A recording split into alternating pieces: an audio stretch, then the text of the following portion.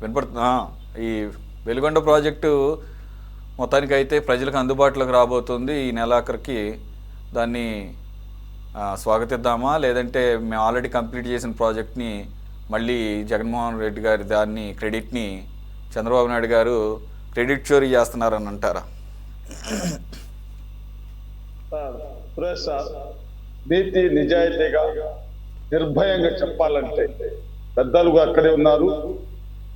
మనం ఒక టెంకాయ కొట్టి వదిలేస్తే ఒక టెంకాయ కొట్టి రాయి పెట్టేస్తే ఇక్కడ ప్రాజెక్ట్ కట్టుకుంటాయి. ప్రాజెక్ట్ కాదు సార్. ఏ విధంగా భోగాపురం ఎయిర్పోర్ట్ కట్టారో సేమ్ అదే స్టోరీ ఇక్కడ కూడా జరుగుతుంది.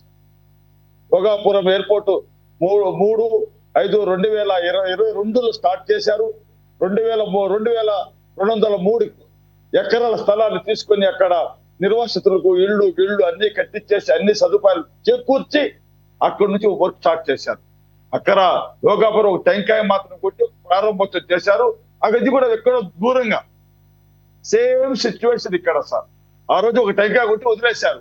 అయితే వైఎస్ రాజశేఖర రెడ్డి గారు వెలిగొండ కోసం 500 కోట్ల రూపాయలు ఆ రోజు కేటాయించి దాని పని స్టార్ట్ చేశారు. అదొక్కటే కాదు సార్, మీకు పులిచింతల, దొమ్మగూడెం, తర్వాత ఈ పోలవరం ఇవన్నీ పూర్తి అయితే దీని ద్వారా ఆంధ్ర రాష్ట్ర ప్రజలు భవిష్యత్తు బాగుపడుతుందనే ఉద్దేశంతో దీన్ని స్టార్ట్ చేశారు. కానీ కార్యం పూర్తిగా స్టార్ట్ చేశారు అంటే సార్ ఇక్కడ ఒక షో మాత్రమే జరుగుతుంది సార్. వెలిగొండ అనేది ఒక షో, చంద్రబాబు నాయుడుగా ఒక షో చేస్తున్నారు. అందులో ఎటువంటి సత్యం లేదు, ఎటువంటి నిజము లేదు. మీకు వెలిగొండకు నీళ్లు రావాలంటే 885 అడుగుల లోతులో నీళ్లు ఉంటేనే మీకు 2 క్యూసెక్కులు 3 క్యూసెక్కులు నీరు వెలిగొండకు వస్తాయి. లేకుంటే నీళ్లు వచ్చే సమస్య లేదు.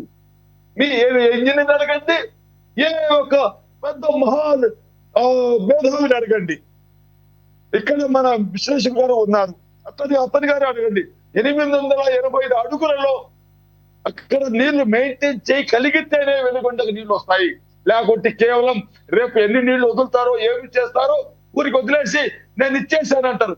సార్, జగన్మోహన్ రెడ్డి గారి సమయంలో 200-300 కోట్ల రూపాయలు నిర్వాసితుల కోసం డబ్బులు హెచ్చించి వారికి నిర్వాసితులకు ఇక్కడ ఉంటే మీకు మీ ఇల్లు ఎదిలిపోతాయి, మీరు ఇక్కడ నుంచి ప్రయాణం చేయాల్సి వస్తుంది, ఎందుకంటే వెలుగొండ ప్రాజెక్ట్ కోసమని వాళ్ళకి ఎంతో గౌరవంగా చెప్పి 200-300 కోట్ల రూపాయలు వాళ్ళ నిర్వాసితులు చెల్లించారు.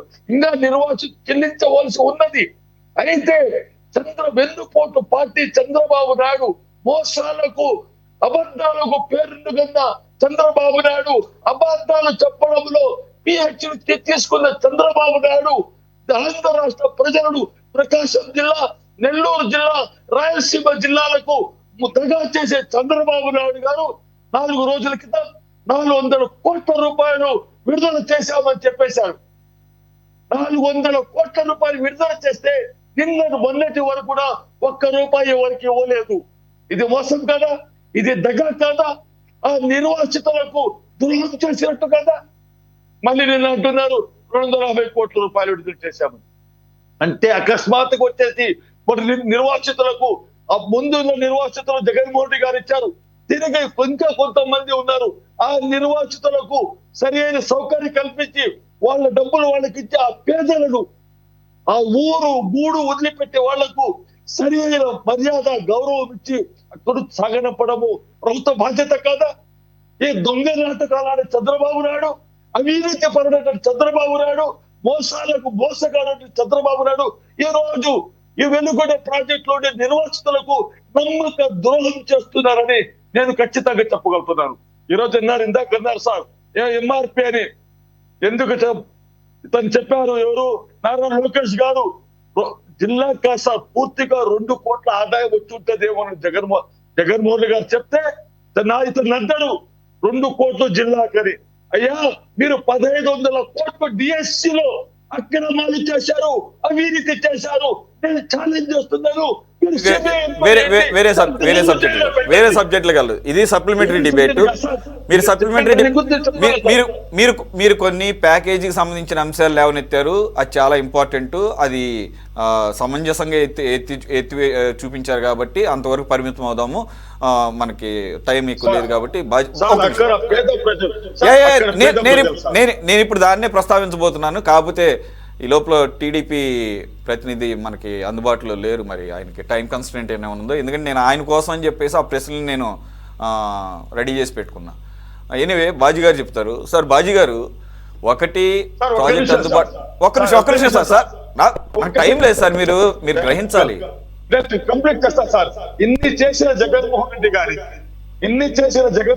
గారికి వైఎస్ఆర్ జల యజ్ఞం ద్వారా దీన్ని ఇటువంటిది మీకు పులిచింతలు కాదండి, పోలవరం కానివ్వండి, దొమ్మరగూడెం కావండి. ఆ రోజు దొమ్మగూడెంని కట్టిత శ్రీరామ్ సాగర్ పేరు పెట్టితే కనీసం నోరెత్తి పలకరించలే సార్ చంద్రబాబు నాయుడు గారు. సాగర్ నుండి కుడి ఎడమ కాలం వరకు తెలంగాణ ప్రభుత్వం నీళ్లు తీసుకుపోతుంది. Okay right. ఇప్పుడు అన్ని అంశాలు చర్చించే టైం లేదు. జగన్మోహన్ సీఎం అయిన తర్వాత నాగార్జున కుడి కాలం నుండి ఆంధ్రప్రదేశ్ నీళ్లు తెచ్చిన ఘనత జగన్మోహన్ రెడ్డి గారు సార్. అబద్ధాలు చెప్పడంలో నేర్పరైపోయారు సార్ చంద్రబాబు నాయుడు గారు. Okay sir.